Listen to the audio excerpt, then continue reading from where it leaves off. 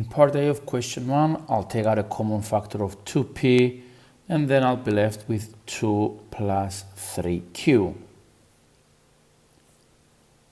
In part B, if I expand, I get e squared minus 5e plus 3 minus 15.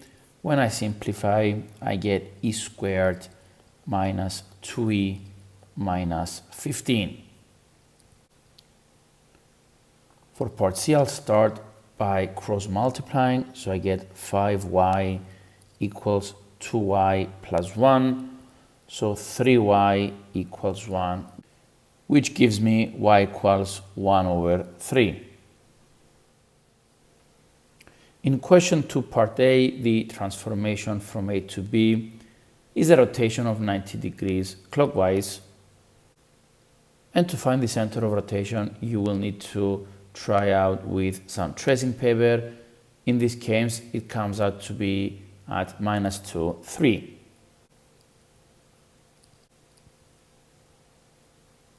For part B, I'll need to translate the triangle A by the vector 2 minus 5. That's 2 units to the right and 5 units down. And this is the position of the new triangle.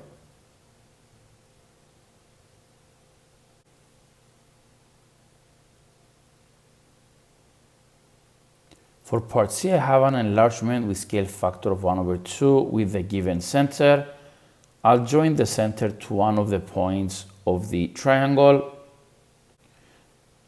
Now, the point on the object, this one here, is 4 units to the right and 2 units up from the center. Since the scale factor is 1 over 2, the image of this point will be 2 units to the right and 1 unit up, so right here. So since I know the location of that point and I know that the triangle will have a height of 2 and a width of 1, I can easily draw the triangle.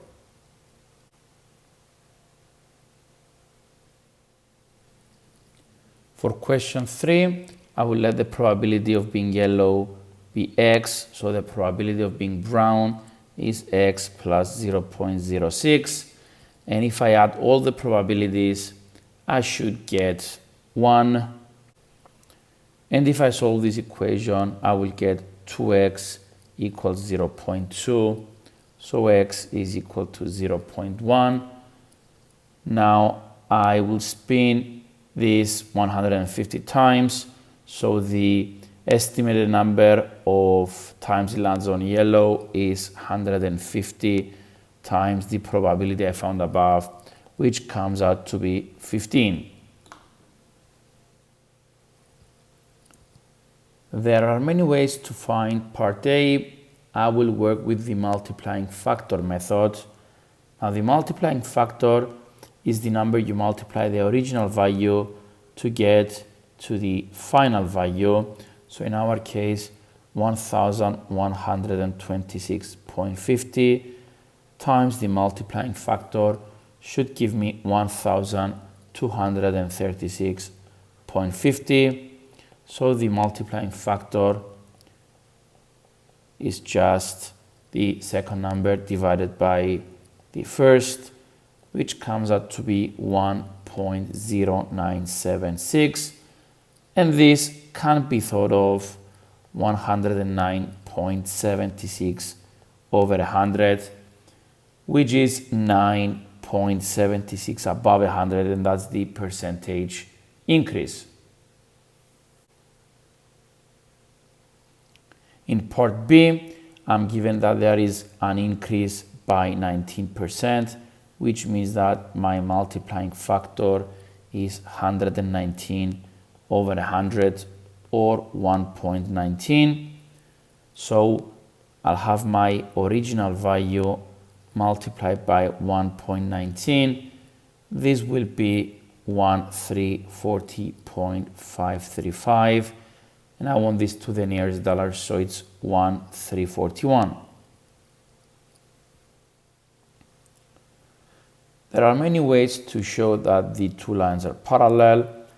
I'll start by using the fact that the two angles at the top add up to 180 degrees because they are angles on a straight line. So 4x plus 15 plus 30x minus 5 is 180. So 34x is equal to 170. So x is equal to 5. Now, using the x I found, I will calculate all three angles, the blue, the red, and the orange.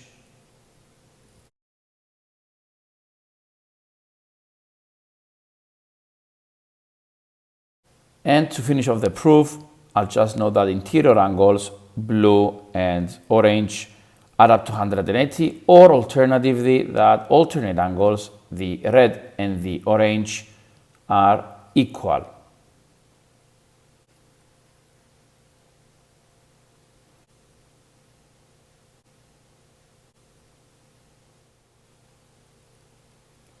In part A, I'll just substitute 1 and 5 into the equation and calculate the y coordinates. These come out to be 2 and 6. In part B, I'll just plot the points and join them with a curve.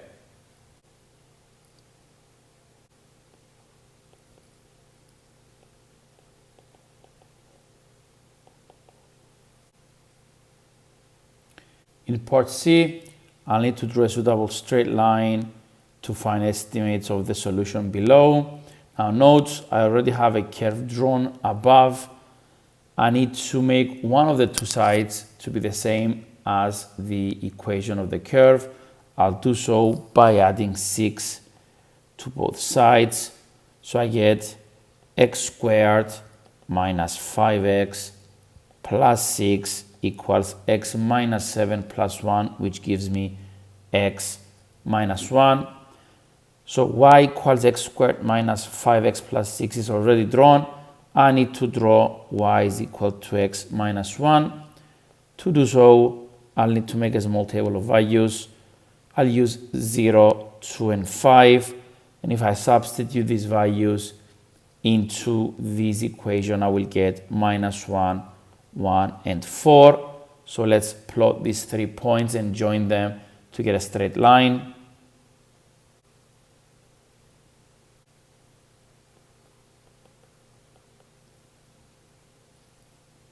Now the line and the curve meet at 2 points, and the x coordinates of those 2 points are 1.6 and 4.4.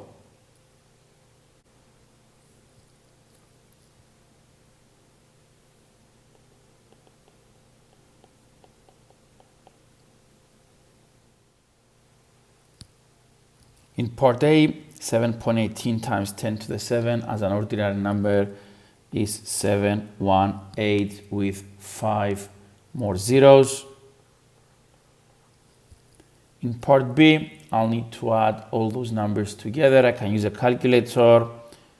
Now the first and the last one, if you want to convert them with a power of 10 being equal to 8, this will be 0.188 times 10 to the 8, and the last one 0.718 times 10 to the 8. So if you add this up, you will get 6.646 times 10 to the power of 8. And in part C, I'll just need to convert this into standard form. That's 9.88 times 10 to the power of 6. In question 8, I'll use the area to find the height of the triangle. So 5 times height over 2 is equal to 12, which means that the height is 12 times 2 over 5, which gives me 4.8 centimeters. I will then use half of the isosceles triangle, this red right angle triangle, I'll use Pythagoras to find x and hence the perimeter. So x squared is equal to 4.8 squared, which is the height, plus 2.5 squared, which is half of the base. So x is the square root of 29.29. X comes out to be 5.412 and so on. So the perimeter is equal to 2x's and the 5. And if I put this on the calculator, I will get 15.8 to 3 significant figures. I'll start question 9 by completing the cumulative frequency column. I've got 3 for the first one, then 3 plus 16 is 19, plus 24 will give me 43, plus 10 will give me 53, plus 5 is 58, and then plus 2 gives me 60. In part B, I will plot these points on the graph, and I will join them with straight line segments.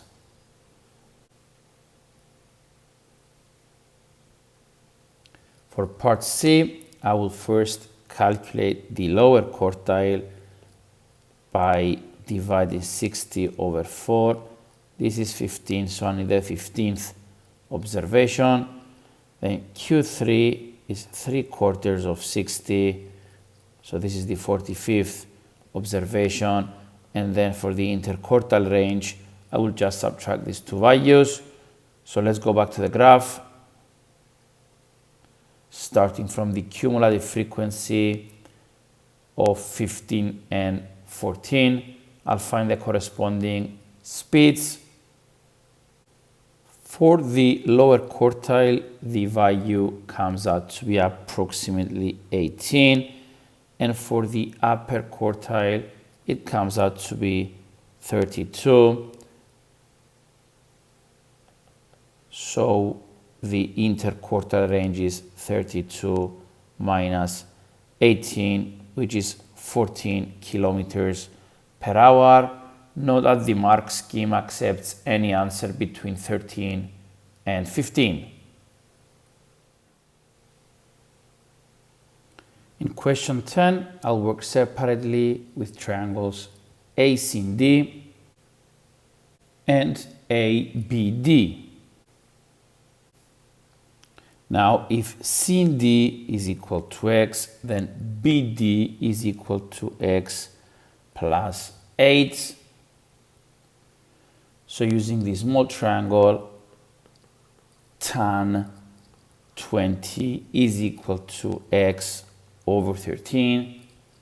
So x is equal to 13 tan 20. This comes out to be 4.7316 and so on. I'm keeping all the digits on the calculator. Then from the big triangle, the blue one, tan of angle A is equal to 4.7316 plus 8. That's x plus 8 over 13. So A is inverse tan of this fraction. So A comes out to be 44.4 degrees. So the angle BAC is equal to 44.4 minus 20. So the answer is 24.4 degrees. In question 11, the lowest common multiple of the two denominators is 6x. So I'll need to multiply the first one by 2x and the second one by 3. So I get 10x minus 3 times x plus 2. And if I expand, I get 10x minus 3x minus 6, which simplifies to 7x minus 6 over 6x. In part A, I'll need to differentiate. To do so, I'll multiply the coefficient a third by the power, so it's 3 over 3x, and I reduce the power by 1, so it's squared, minus, then 9x will become 9, and plus 1 will become 0. So I've got x squared minus 9 for the derivative. For part B, if I want a negative gradient, I need dy dx to be less than 0. So x squared minus 9 is less than 0. This is a quadratic inequality. I'll factorize x minus 3. X plus 3 is less than 0. Let's consider the graph of this. I'm only interested in the x-axis. Since I want the region below the x-axis, I will take the x values between minus 3 and 3. So my answer is minus 3 less than x less than 3.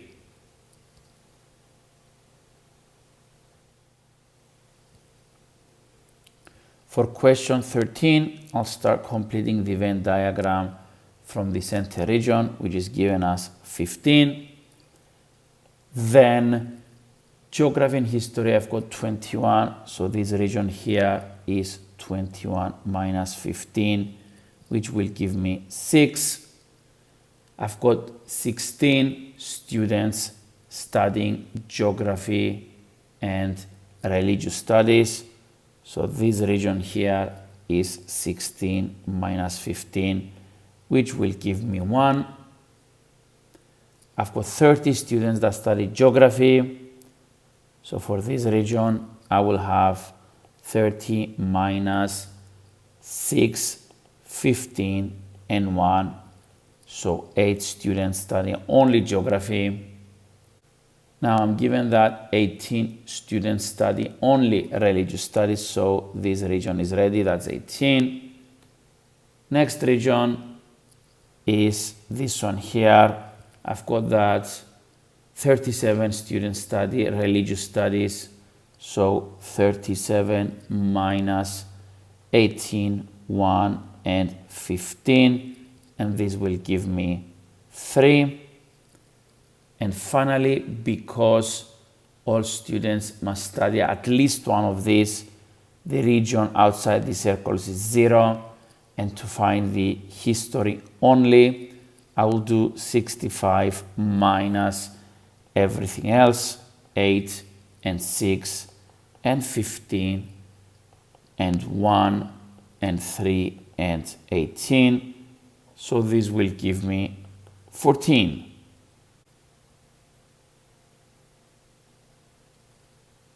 For part B, I am given that a student is chosen at random out of the students that study both history and religious studies. So one of these 18 students is being selected. That's my denominator, 15 and 3. What's the probability that the student does not study geography? Now, out of these two numbers, only the 3 students do not study geography. So the answer is 3 out of 18. You can simplify this one as 1 over 6. Question 14, I've got that t is directly proportional to the cube of r. If I write this as an equation, t equals k r to the power of 3. K is the constant of proportionality. Let's substitute the values we are given in. So 21.76 equals k times 4 to the power of 3. So k is 21.76 over 4 to the power of 3. K comes out to be 17 over 50.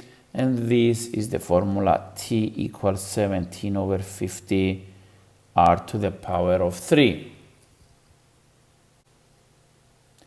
In part B, I will just use the formula I found above, and I will substitute the 6, and this will give me 73.44. In question 15, I'll need the formulae for the surface area and volume for the sphere and for the cylinder. Now, using the fact that the total surface area of the hemisphere is equal to the curved surface area of the cylinder, I'm going to create an equation. So half of 4 pi r squared plus pi r squared.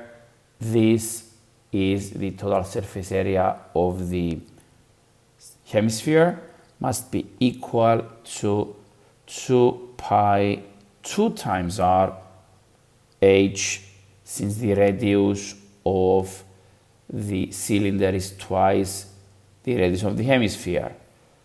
So let's simplify. 2 pi r square plus pi r square is equal to 4 pi r h.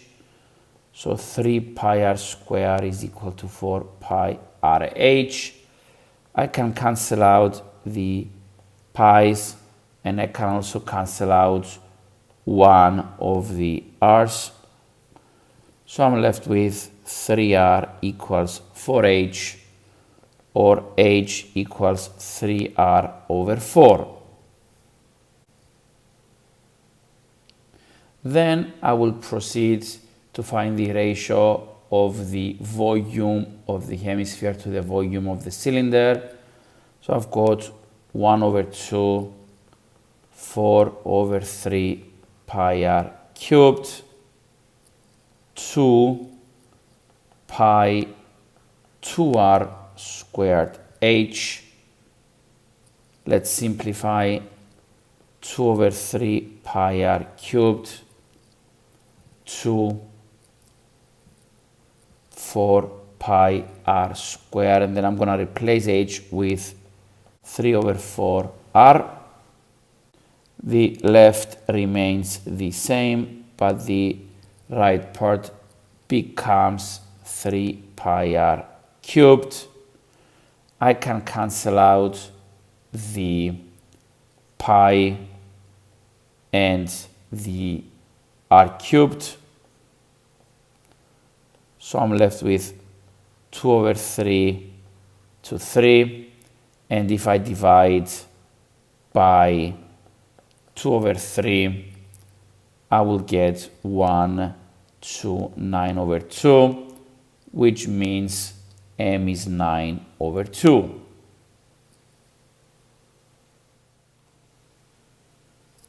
Before I start this question, I'll make a note.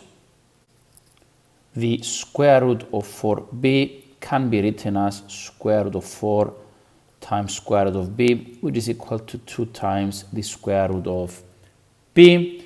So let's rewrite the fraction using the substitution. A plus 2 root b over a minus 2 root b. And in order to rationalize the denominator, I will multiply by a fraction where both top and bottom are the same, and the target is to create the difference of two squares in the denominator. So I need a plus 2 root b, both top and bottom. So let's expand term by term. So I've got a squared plus 2a root b plus the same thing again, and finally plus 2 root b all squared. And let's put the denominator as well. We've got the difference of two squares, so it's the first one squared minus the second one squared. Everything else cancels out. Now I will add to my note that 2 square root of b squared is equal to 4 square root of b squared, and this cancels out, so I've got 4b. So if I simplify my fraction, I will get a squared plus 4a square root of b plus 4b all over a squared minus 4b, and that's my final answer. For part B, I will write the square roots as power over half. So I've got y over x to the power of 1 over 2, everything to the power of minus 5. I will multiply the two powers. So I've got y over x to the power of minus 5 over 2. And then I'm going to flip my base, my fraction. The y over x becomes x over y, and the power becomes positive. And this can also be written as x to the 5 over 2 over y to the 5 over 2, which means that m is equal to 5 over 2 or 2.5.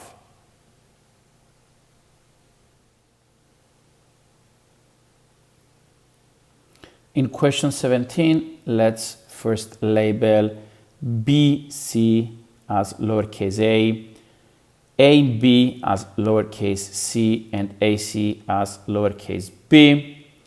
We need to find x. In order to find x, which is angle A, I'll first need to work out AC, or lowercase b, using the cosine rule, and then I'll use the sine rule to find the missing angle.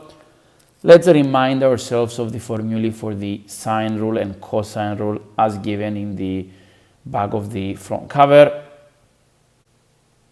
So using the cosine rule with some letters reversed, I have b squared equals to a squared plus c squared minus 2ac times cos b. So b squared is equal to 5.3 squared plus 4.1 squared minus 2 times 5.3 times 4.1 times cos of 110. And if I multiply these all, b squared is equal to 59.76. So b is 7.73 dot dot dot. I'm going to keep the digits on the calculator. And then I'll proceed with the sine rule. I've got sine A over A equals sine of B over B.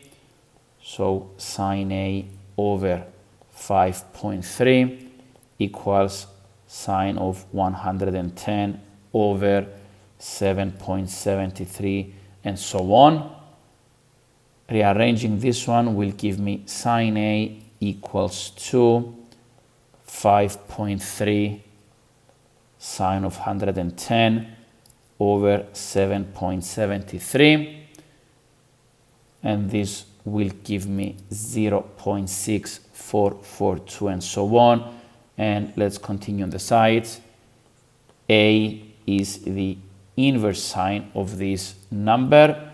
Again, I'm going to use all the digits on the calculator, and the answer will come out to be 40.1 degrees.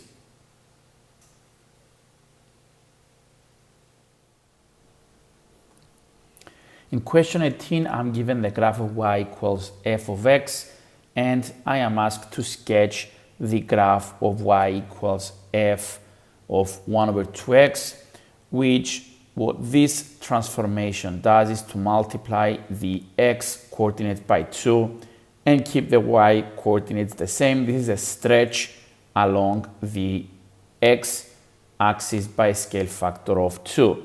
So let's take a few points on this graph, and let's write the coordinates of these points down. And what I'm going to do now is multiply the x coordinates by 2 and keep the y coordinates the same. Now I can plot these blue points on the grid and join them with a smooth curve.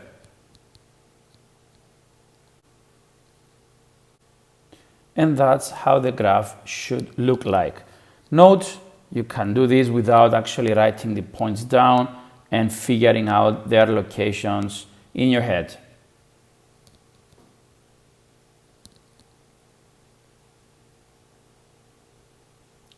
In part B, I'm given the graph of y equals f of x plus k, and note that this transformation is a translation by k units to the left. To find the value of k, just compare the original position of any point to the position of the corresponding point on this graph. Let's take, for example, the minimum. It was originally at 1 minus 4. It is currently at minus 2 minus 4. So it has moved 3 units to the left, which means that k is equal to 3. For part A of this question, I'll need to note that the range of any function is the domain of the inverse function, or the other way around, the range of the inverse function is equal to the domain of the original function. And since the domain of the original function is x bigger than or equal to minus 3, it means that the range of the inverse function will be g minus 1x is bigger than or equal to minus 3. For part B, I'll need to complete the square first. Let's remind ourselves of the formula for completing the square.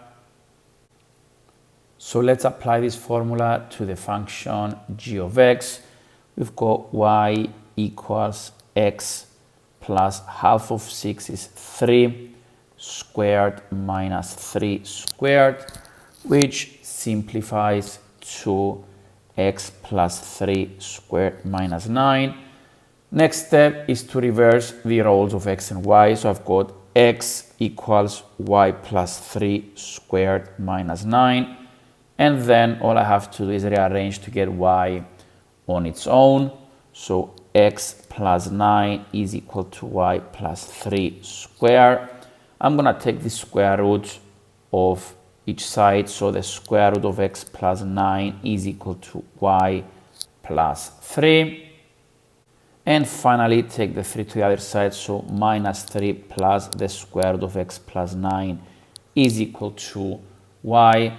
And this is my inverse function. Note that the reason I'm only keeping the plus here and not a plus or minus is because of the range of the inverse function. It needs to be more than minus 3. That's why I need to add something and not subtract to the minus 3.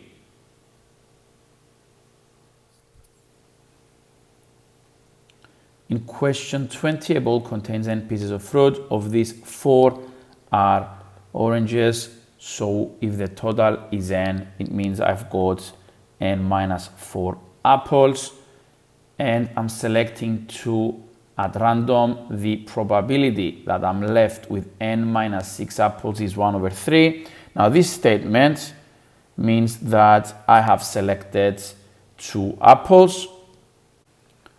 Now I can think of this problem as a tree diagram problem, but I'm only interested in the apple followed by apple branch. The probability of selecting an apple in the first pig is n minus 4 over n, and the probability of selecting a second apple is n minus 5 over n minus 1. Note I'm decreasing both numerator and denominator. 1 fruit is selected, it is an apple, so there's a reduction both in the total and in the apples. So if I multiply these two numbers, I should get 1 over 3. So let's write this down. N minus 4 over n times n minus 5 over n minus 1 should be equal to 1 over 3.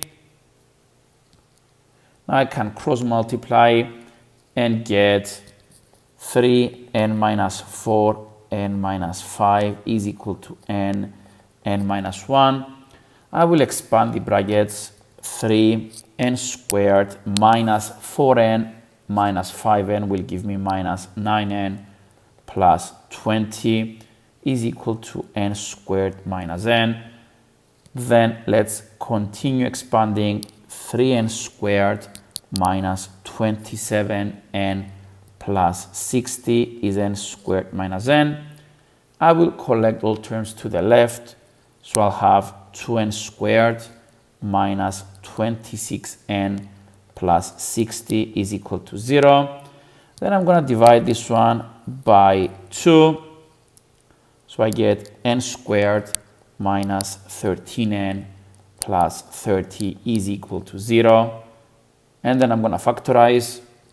N minus 10 times n minus 3 equals 0. Now you can solve this quadratic equation not only by factorization, you can also solve it by using the quadratic formula or completing the square. So I get two values for n is equal to 10 or n is equal to 3. But note, since I've got 4 oranges, I can have a total of 3, so I'm going to reject the 3. So my final answer is 10.